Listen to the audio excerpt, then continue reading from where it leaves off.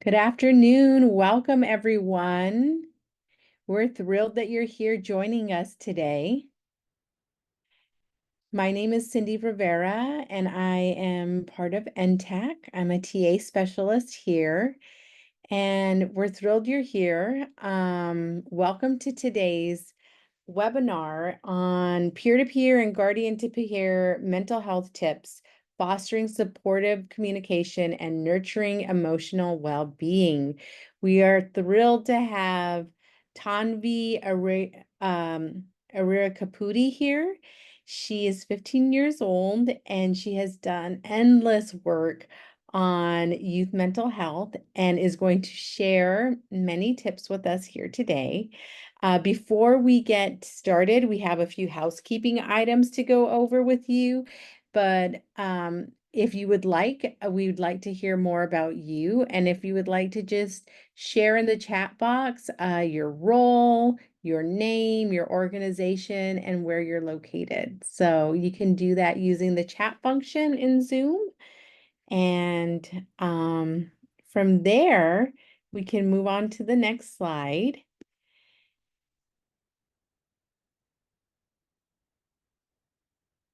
Can you move? Okay, thank you. So as part of our session, we must provide you with this disclaimer. This presentation was prepared by NTAC and our collaborator under under a cooperative agreement with SAMHSA. While this event is supported by SAMHSA, the contents are those of the authors and do not necessarily represent the official views of SAMHSA, HHS, or the U.S. government. And we can move forward.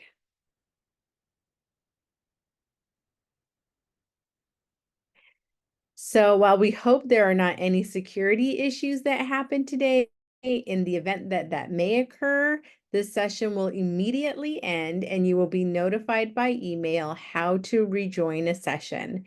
And for those of you just joining in, please, in the chat, you can put your name, your organization, and where you're from. And we can move on to the next slide. It's so great to see everybody here. We're happy you joined us. And we want to thank you again for attending one of our NTAC sessions. Listed here, we have all of the incredible partners that come together to utilize their expertise and knowledge to help inform the field by creating products, resources, and sessions like this one to enhance the behavioral and mental health fields. Thank you for those of you who are just joining us. I know we started right on time because we have such a packed agenda for today. So, and our next slide is as a center, our vision is that all children, youth, and families living with and are impacted by mental health challenges will have access to the resources and opportunities they need to thrive in a comprehensive and equitable system of care. We serve a wide cross-sector audience, including everyone from state leaders to workforce and early childhood providers, peer supervisors, family partners, youth partners, and much more. Our services range from individual consultation to more depth sessions, and like we are offering today. Please check out all of our offerings by going to ntacmentalhealth.com. That's going to be popped into the chat. Or if you need to contact us, please follow that link on the website. And thank you all that are adding in your name and where you're from. It's so great to see everyone from all across the country here. And next, finally, here are some just commonly asked questions. There will be a follow-up email after today's session, which will include the presentation and a recording. So, and with that, I am going to pass it over to our esteemed presenter and subject matter expert. So thank you for being here. Thank you so much for having me today, Cindy, and thank you so much again for the opportunity. I'm so excited to see so many people here today and can't wait to get into the event. So to kind of start off with the agenda for today, we're going to start off with, I'll introduce myself, I'll share my story a bit, we'll go over the mental health topics like stigma, the statistics, and then of course the best part, we'll talk about the tips for peer-to-peer and then guardian to child mental health conversations. We'll do some interactive things online and a role play as well. And definitely there'll be a chance for questions at the end.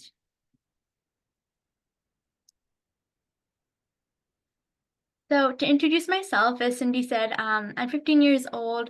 I'm going into 10th grade, actually. I'm the founder and president of the Teen Empowerment Club.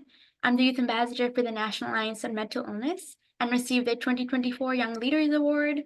I'm in the National Student Advisory Council for Work to Be Well. I work in the Washington Healthcare Authority as their youth and young adult continuum of care youth lead. I also work in my local FISPORT for King County as a co-youth tri-lead and the American Academy Center of Excellence on Social Media and Youth Mental Health, as well as a suicide prevention and youth mental health group. And I'm suicide prevention and teen mental health first aid certified.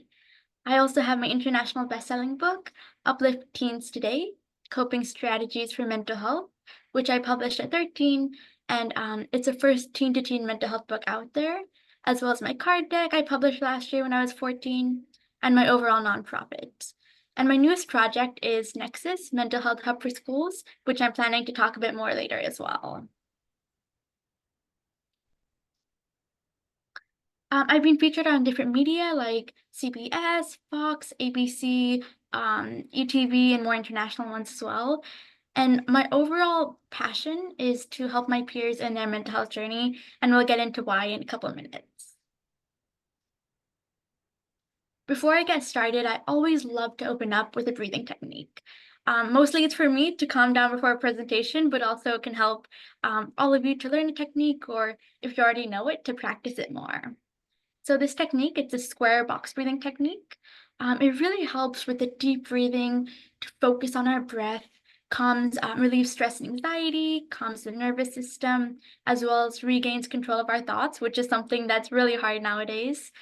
And something I found really interesting as I was researching this a couple years ago is that Navy SEALs, they use this technique. And the main reason is like when they're doing some really important operation or something that's really stressful, it helps them to calm down so they can use their best mindset for anything that they do. I'll kind of explain how it works and then we can do it together. So like the image shows, we start off by inhaling for 4 counts. Then we would hold for 4 counts. We would exhale for 4 counts, and then we'd hold for 4 counts. And you can do this kind of square on your palm. You can do it in the air like I showed. You can do it around your phone, although it's not a square, it can still work. You can do it on a piece of paper, on your computer, anything you feel comfortable with. You can keep your eyes closed or open, it's whatever you prefer. So why don't we do it together now? So we're gonna start here. We're gonna inhale. 1, 2, 3, 4. We hold. 1, 2, 3, 4. We breathe out. 1, 2, 3, 4. And then we hold. 1, 2, 3, 4. Of course, the more times we do it with more practice, it can be more beneficial. If you are asking like when should you do it, the typical times would be best is before a presentation, before a test, before important meeting, before sleeping to help you calm down. It can really help in so many situations, and it's actually transformed my life in a great way. So one more thing before we get started, I love to do the sheep scale, like how do you feel from 1 to 10? It's kind of exciting to hear what people think. Every time I get like a 3 or sometimes I get 4, and it's just really fun to see that as well. So in the chat, you can put from 1 to 10 on the or 1 to 9 on the sheep scale, what you feel. And then if you're a teen or parent or however you identify yourself. To kind of get it going, I can share what I feel. I think I feel a 9. It's a Tuesday, it's in the morning. For me, I'm in the PST time zone, so it's 12 here. So I'm kind of really still active and pretty excited to be here today with all of you. And I'm a teen, of course. Okay, I see a 5. I love that. An 8. Yeah. A 6. Oh, I love that. 5, yeah, a bit tired. We have a 9 again, a 3 or 4. I love that. 8, 6, and we have a grandparent joining us as well. A 6. I love the flowers on it. It's really beautiful. We have a 4, a 4, a 6, a 5, 1 or 5, 5, 5, 7,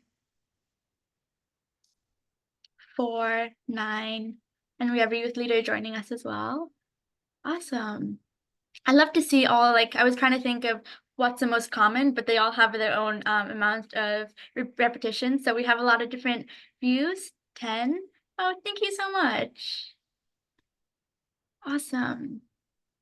A 5. You can keep putting them in the chat, and it not only helps me to understand how all of you guys are doing, but also a self-check-in with ourselves. And I like to do it whenever I present because it helps me understand a bit more about myself as well.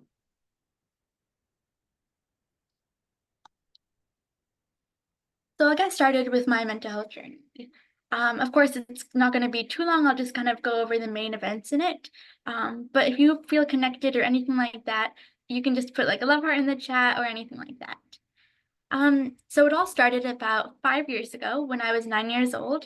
I used to live in Dublin, Ireland, and I was born there. And around when I was 9, my dad mentioned that he got a job opportunity in Seattle. And so we were like, why don't we move? It could be a great thing for him to be able to promote and come to Microsoft here. And so we moved from Ireland to the US. And I was around second semester in fourth grade. And I remember when I was younger, before, like in Ireland, I used to feel happy. I used to feel excited. I used to feel loved. All these positive emotions, they were always there. And I don't remember once feeling sad, lonely, anxious, any of that. But then when I moved to the US, a lot of the emotions, especially leaving all my friends and everything I knew behind, it started to cause these emotions that I never felt before.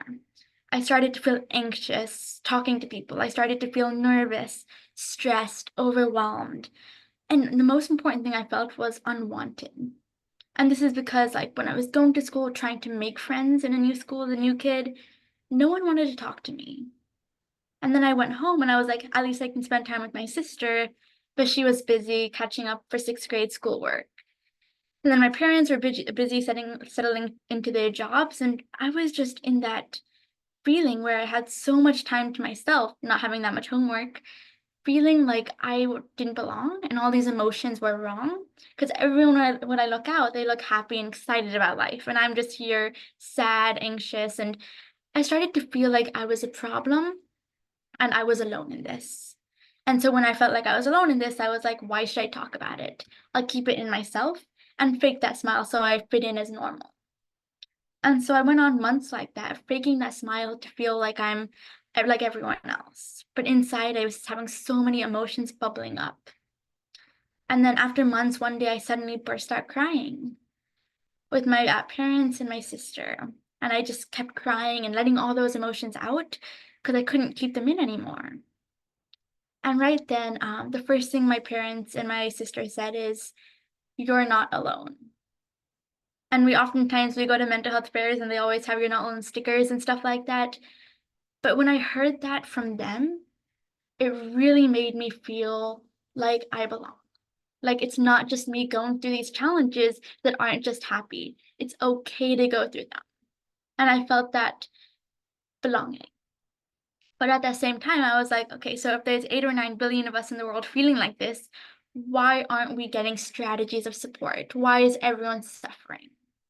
And at that exact moment, my mom shared a mindfulness, a 5-minute mindfulness, and it was imagining clouds, rainbows, and all that. And she guided the whole family through it. And I felt calm. I felt peaceful. I was focusing on my breath, not who I was going to sit beside the next day at lunch.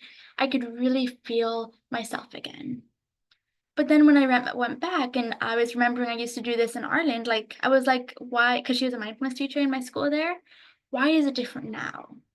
And I realized because I had emotions that I needed that for her. And so piecing those two realizations together, if I'm not alone and there's one strategy out there, I was like, are there more strategies for all of us in the world to try out different things for different situations? So that's when I embarked on my own healing journey. Finding all these strategies, I went to YouTube, Google, I talked to people, I tried to find strategies by experimenting. And really, at the end of that journey, which still continues, I was finding this toolkit of emotions that anytime I felt anything, I could pull that tool, that strategy, and I could use it for myself. And I started to feel so much better about being able to help myself. And kind of just the other day, actually, I was reflecting on my journey. And I remembered in fourth grade, I used to feel so much anxiety. I had panic attacks. I had to go to the doctors and being diagnosed with the anxiety, but no one knew what to do. And then I had strategies, and I was mind blown in a way, like how this can help me in so much of a way, scientifically as well.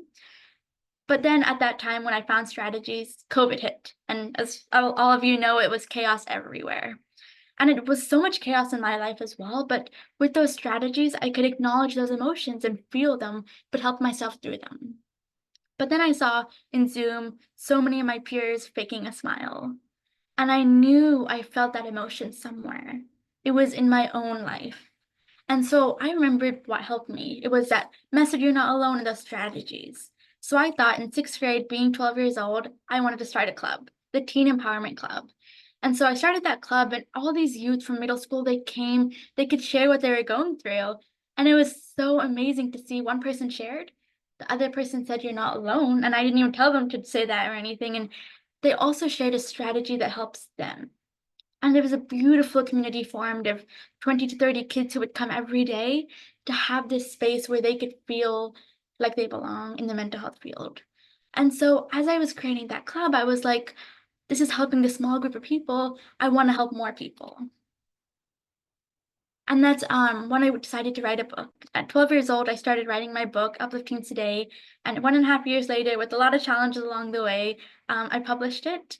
And it was really, the book is sharing my journey, every challenge as a teenager, not only by moving the challenges I faced, but becoming a teenager, middle school, elementary school, all those challenges.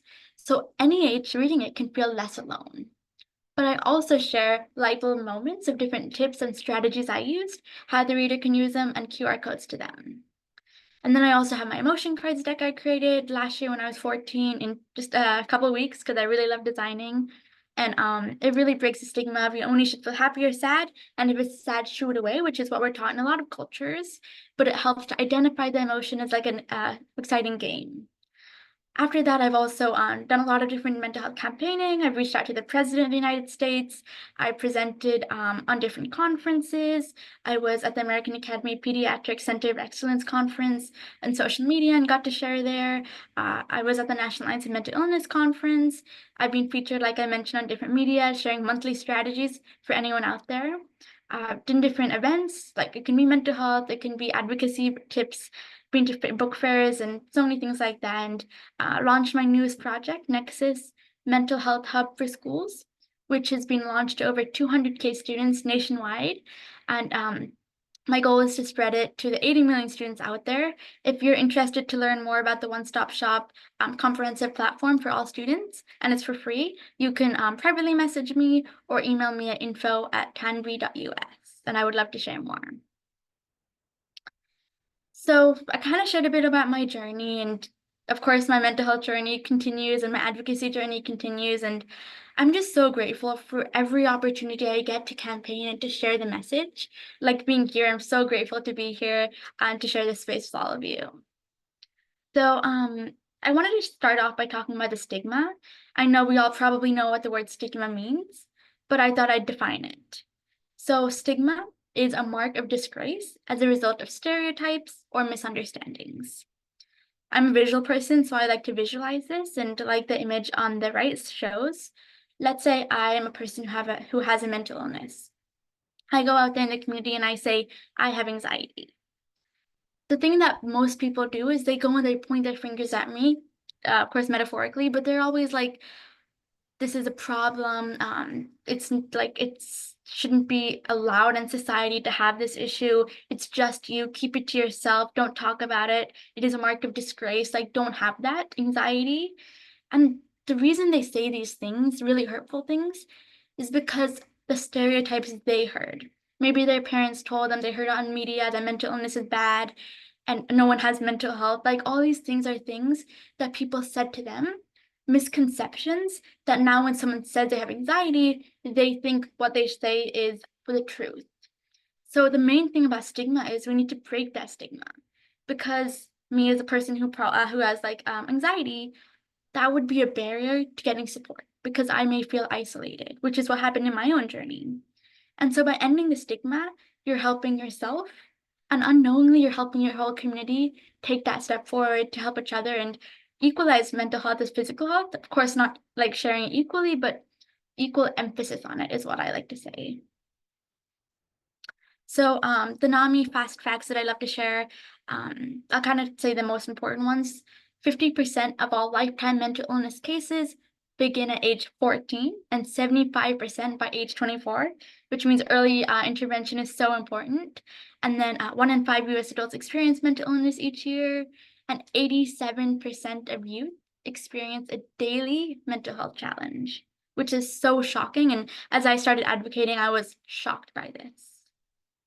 Some of the myths that all of you probably know is like about mental health is going to a therapist is a sign of weakness. It is most definitely not. It's a sign of strength to seek help. People who suffer with mental illness can't have a job.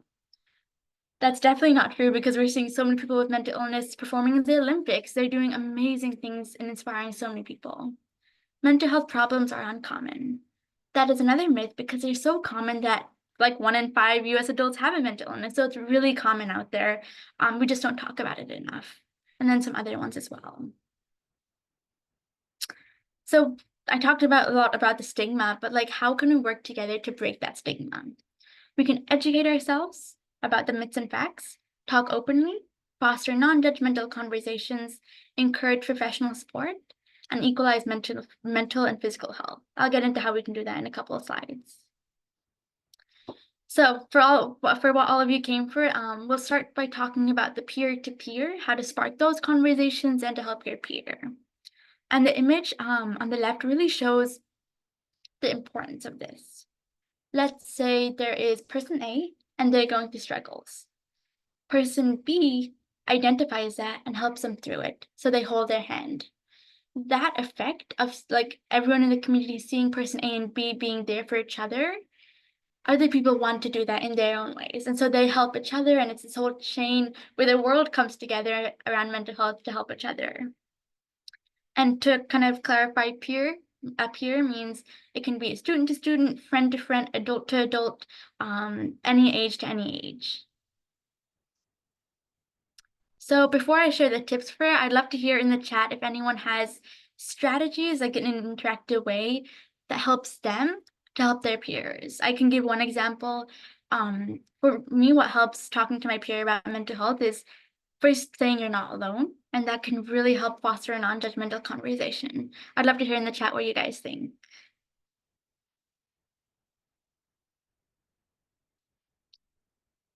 Empathetic listening. I love that. Empathy is actually such a hard kind of conversation to have. And it's so, for me, I often feel like empathy is like they say walking in someone else's shoes, but it's being the best you in your shoe. And of course, listening versus hearing, it's always good to listen with the using your eye contact, your body language, really showing you care. And for me, when someone's listening to me, I love when they ask questions and they show that they're there for me. So I love those answers in the chat. Affirmations, like I'm here. Yep, I tell them I'm here. I love that.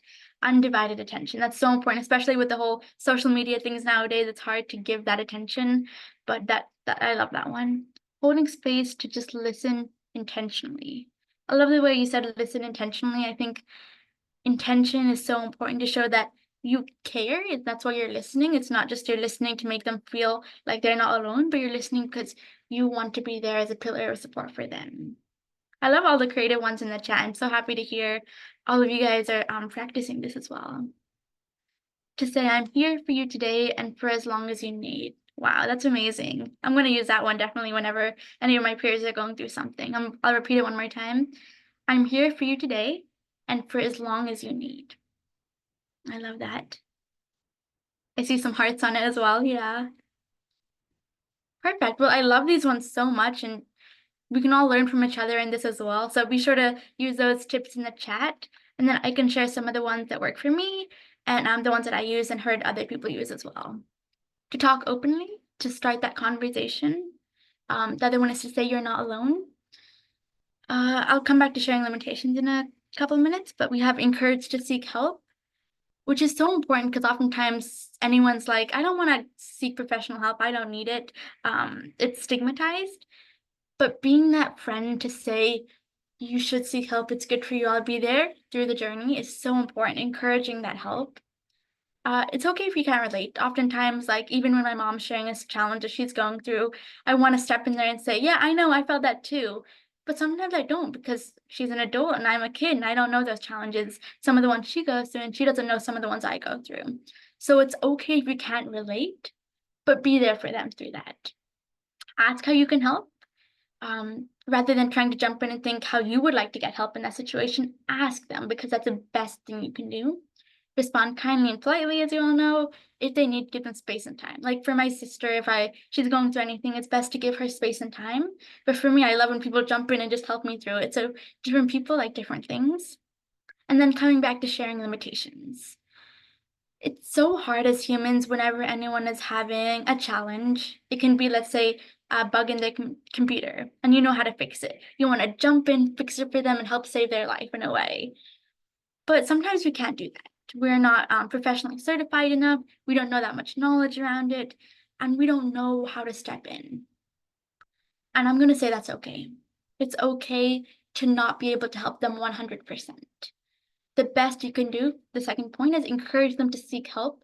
Find those counselors that they may like, work through them to find organizations that can help. Really share that I can't help you professionally or give you any advice, but I would love to stay here and help you find that support. And that's so important because you don't want to overtire yourself by researching and acting like you know it all, because it's okay if you don't. And you're doing the best by being there for them and showing you care. I'll give you a couple seconds if you want to take a screenshot of this. And of course, these are just some of the ones. There's so many more amazing ones out there as well. And the reason I'm sharing these as tips is like all of you out there listening, like you probably already do these things. Like before I came into the space, I already used to say, it's okay if I can't relate. Like I knew these things, but if you see them in words that are like kind of on a slideshow, you feel like, hey, what I'm doing is the right thing. And so that's kind of why I wanted to share this as well. So all of you out there doing these already, you're doing an amazing job. And if you didn't know about this, you can do it now. So, time for the parent, guardian, or child, or parent, guardian, or caregiver to child relationship. And I kind of wanted to show this image for this. Kind of the images I show have a meaning behind them. So for me, this was how I imagined me that day when I was crying to my parents. And the best thing you can do is just sit there, be there with them. And it's okay if you want to like talk to them about it, but give them the space and show that you care. And I love this image because it just makes me feel so happy to see such an amazing family. And it's okay if you don't do a perfect job at responding because there's no perfect. We're all learning, and empathy is, I often see articles or videos out there saying how to be a perfectly empathetic person. But there's no perfect. And you probably heard this a lot as well, but it's okay to do the best you can do because that is good enough for you. And as we keep learning, having more situations, we need to show empathy. We will continue to learn our skills, and being the best you that you can be, being the one who shows you care for them is what you can do as a best thing. Before I share some tips, I just wanted to say thank you all who are listening, if you're caregivers, guardians, grandparents, parents, for being an amazing supporter of your child out there, and we appreciate everything you do for us, even though at times we may get annoyed or we may not show it that much. We appreciate everything you do for us, and you make our lives better. So I just wanted to put that out there because that's so important to say. So, kind of like I did for the peer-to-peer, I wanted to say, as parents, guardians, caregivers, or maybe an aunt and uncle, anything like that, what works for you in this sparking the conversation with your child, or even talking to you? What kind of works? And you can put that in the chat, and we can talk through them. Thank you so much, Nicole. That means a lot to me. I can give an example. Just wanted to say disclaimer, of course, I'm not a parent, but these are some things from my own journey with my parents, seeing my older sister who's 17, talk with them about emotions, and also me, and observing a lot of other people out there. I started to learn what's working, what's not, and I've seen a lot of common thread lines of what's working, and that's how my parents do. And I just think by sharing this, it can help give a guideline or basis, because more parents said this helps as well when I was presenting. So as an example, something that my parents do is anytime I feel like I want to cry or I want to share my emotions, they just sit down and they say that, hey, you can share, we're here for you. And they don't act like, oh, I have to go to a meeting now, or I'm busy, or we'll talk later. They make that time for me. And so that's kind of, even if it's a minute or two, that's a really great strategy that you can do.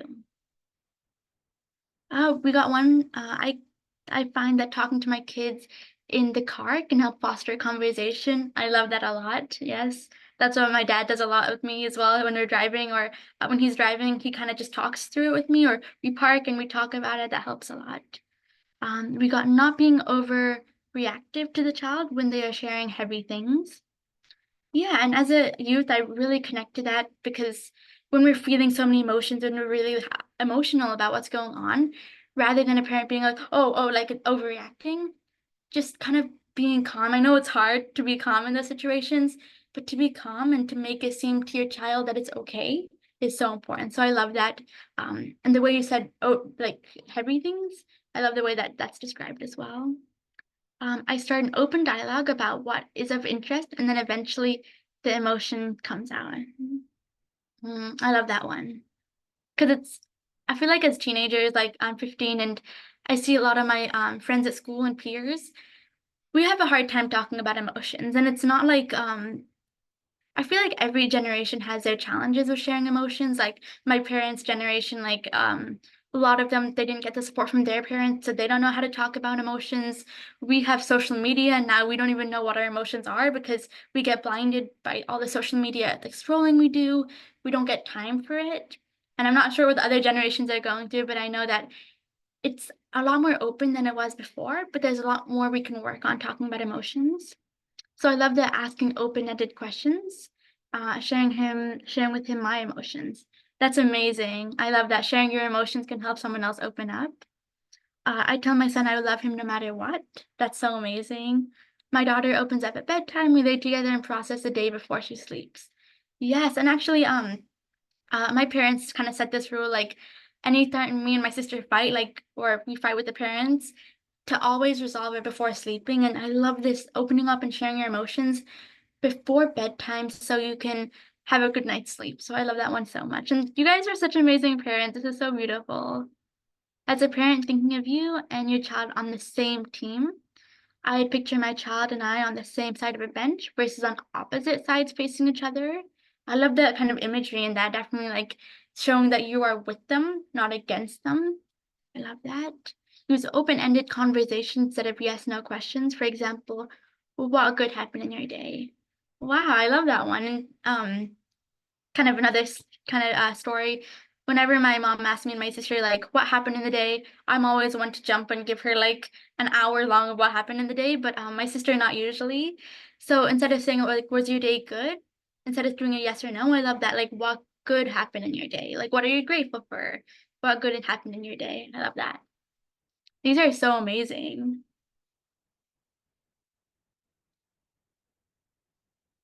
So I think I can share a couple of the strategies that I have, and please be sure to follow the other tips in the chat because they're so amazing. So I like to envision a lot of things that I mentioned in the chat. It's kind of how to have that conversation, but I start with how to spark that conversation. So the first thing you can do if your teen doesn't usually open up about emotions or share, the first thing is anytime throughout the day, say, kind of just check in with them. Like, how are you doing today? If you ever want to talk, I'm here for you. That can seem weird for like in your day-to-day life, you can reword that in any way, but kind of just saying like the main idea is like, how are you feeling? If you ever want to talk about anything, I'm here for you.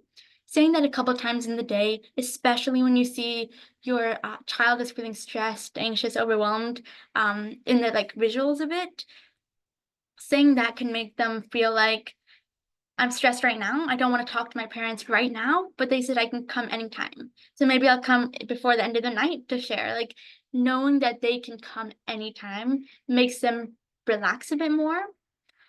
You can definitely like give them the opportunity to share their emotions in that really in that opportunity. So first you're checking in, then they may come up and say, "Hey, I want to talk to you about my emotions." Sometimes it's hard to talk about emotions, and that's why I recommend my emotion cards deck. It can really help open that conversation. They have prompts, questions to ask to each other, ways to find that specific emotion.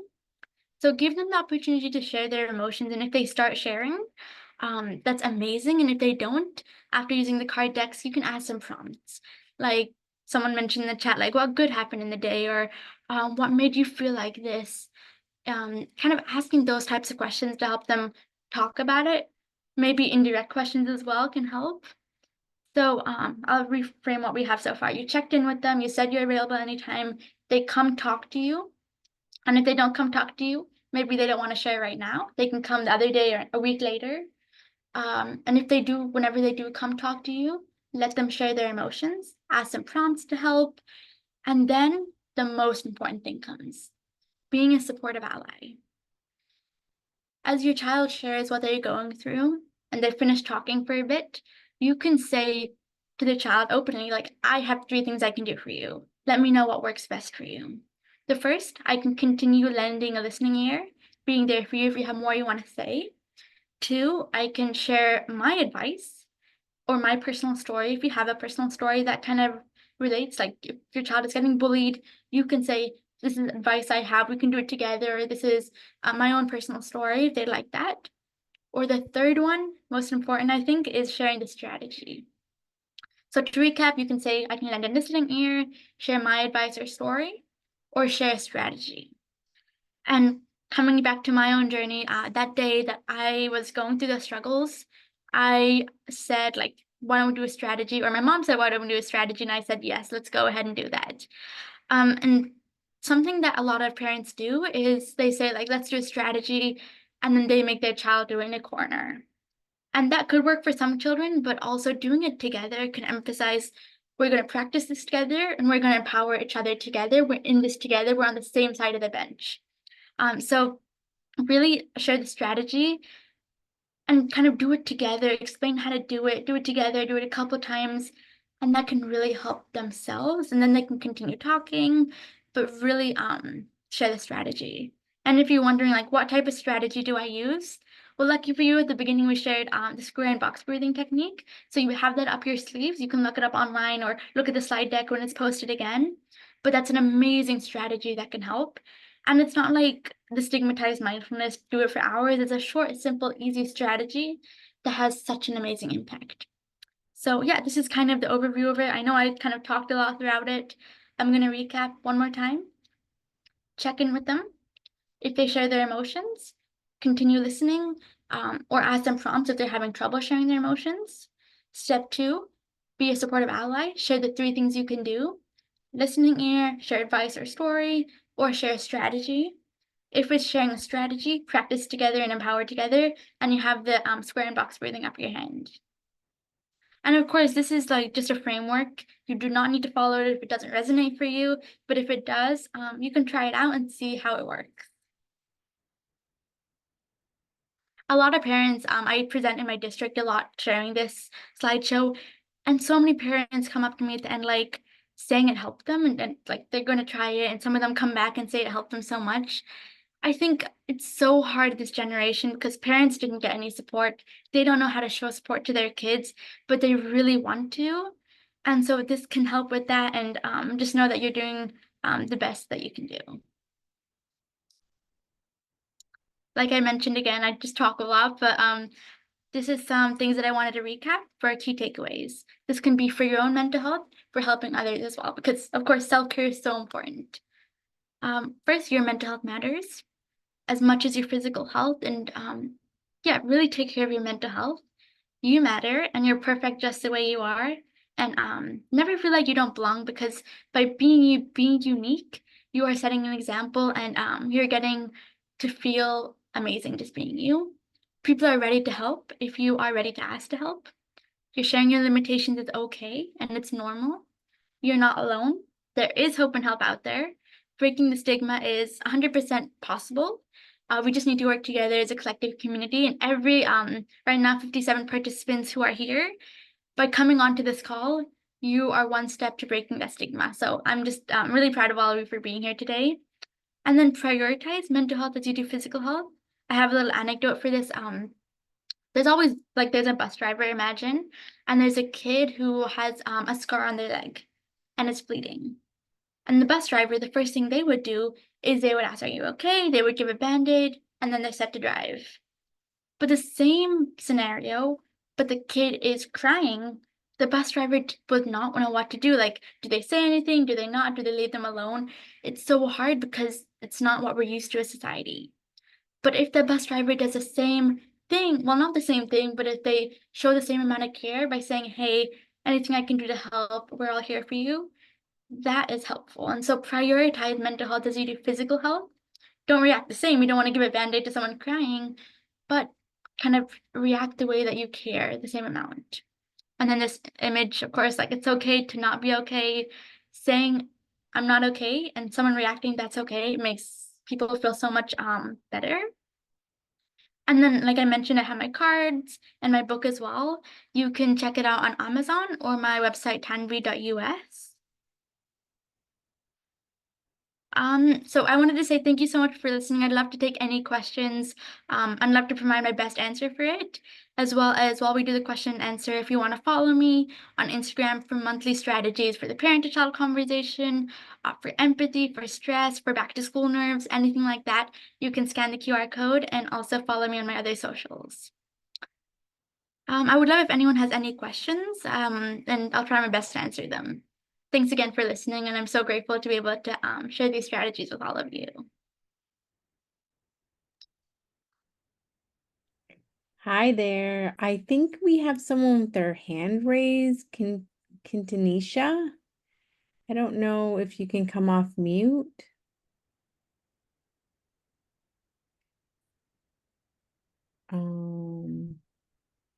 Maybe she doesn't know. The hand is raised. Any questions? I have my email if you want to do any like personal questions afterwards, but any general questions, I'd love to take them. Canvi, what do you think you see for your future as maybe some you have so many, but I'm interested to see like you have a road ahead of you and where you might think that it might lead you. Yeah, that's a great question. I think way in the future, I want to be a research psychologist or in the neuroscience field, but still exploring all the different options. And then with my Nexus project I have, I really, really want to spread that wider because I've seen the impact, and I know how many students it's helping. With a UW professor, I'm working through understanding the data, and I really want to continue spreading that to help more youth feel like they have something that they can depend on. And anytime in the future I see a need of the hour, I want to be there to create something for my peers out there. I really appreciate it. It's so great to have youth voice because that's such an important part of what we do here at NTAC, and seeing you spread that knowledge is so exciting. And we're happy to that you were able to do that. So there's so many thank yous in the chat about what a great presentation this was, and how thankful people are. I am just seeing any other questions.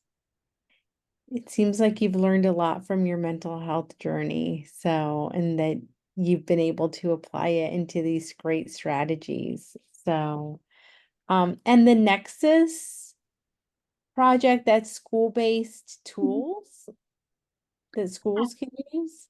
Definitely. So, Howard, it's kind of like a one-stop shop for mental health. It's a platform that all students can go to 24/7 for free to get the in-person support, the peer connection, and it kind of has all the information in one place. So students know like anytime they have a question, they want to learn more, they want the peer connection, they can go to Nexus. Mhm. And if anyone's interested out there, you are community members, you're from different organizations, if you're interested to partner with Nexus, funding opportunities, and also you want to bring it to your community, school, or district, you can definitely email me at info@tanvi.us. Thank you. I'm not seeing any other questions in the chat. Um, but do you think that we could pop up the rest of the slide deck? Was there anything else you wanted? You had such great, it's a beautiful slides and presentation, but we can wrap things up unless any questions. I actually do have a question. Mhm. Sorry. Oh, yes, yes. Hi, my name is Justice. I'm the Director of Youth Power with Families Together in New York State. And I just wanted to ask if do you have a New York chapter of the Nexus Hub? And if not, how would folks go about outside of emailing you? Are there like next steps as to becoming a chapter? What does that look like for an organization, essentially? Definitely. Thank you so much for that question, Justice. So, for now, we only did it in Washington State, but we would Mhm. love to expand it to more states, especially in New York. And how it works, basically, I have this form. You fill out your interest. If you're a community, a city, school, or district, or an organization wants to have Nexus, and then we set up a like 10 to 15-minute call, talk about your needs. And then on the back end, we personalize the Nexus website for you. We do the promotions, we arrange a fair to launch it and go from there. But the best thing like you can do is just email me now, and then I can follow up with the next steps. And I'd love to see how we can bring it in to the organization, the place you're in as well. Thank you. Thank you so much, Tanvi. This was great. Thank you so much. Thank you, Justice. And I'll look forward for an email so we can get connected as well. Alrighty. Any other questions out there?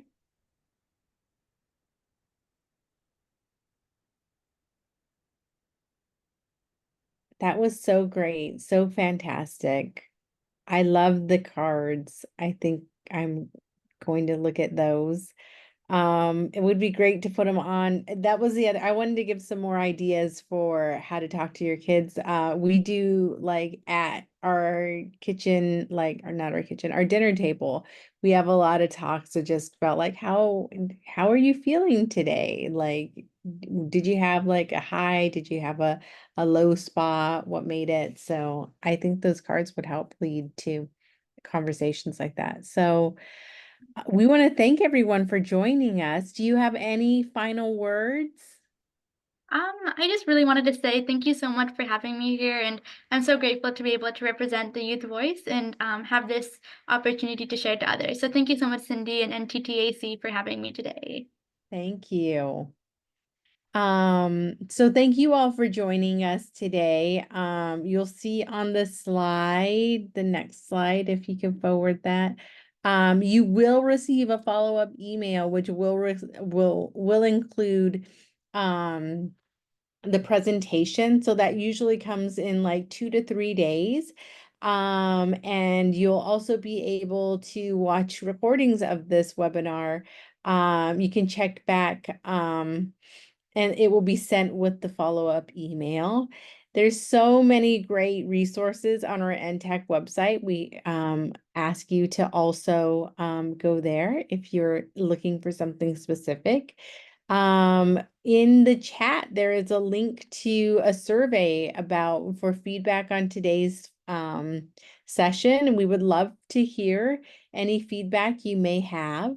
And it's important because it helps us continue to do this good work. It really only takes a couple of minutes, and it's greatly appreciated. So, and once again, we ask that you just stay connected to us. If you've missed the beginning of the webinar, or you just want to review some of the great knowledge that was shared, please just go back to our NTAC website. I think you can, if you can forward the slides. And you can also connect through us on our socials. You say it so much cooler than I do, Tanvi. But these are all of our socials: Facebook, Instagram, LinkedIn, or you can go to our website for all these great materials. So thank you so much for being part of today's presentation and webinar. We also have our contact info on the next slide. If you need that, you can request TA. This will all come in that final email and you'll get in a couple days. So please don't forget to fill out the survey that's in the chat. And if you need to contact us, there is the information. So I will let you all, wish you all a great, wonderful day. And hopefully we'll see you again on another one of our offerings in the future. Have a great day, everyone. Thank you all for coming. It was lovely to connect with all of you today. Have an amazing rest of your day. And thanks again, Cindy. Thank you. Fantastic.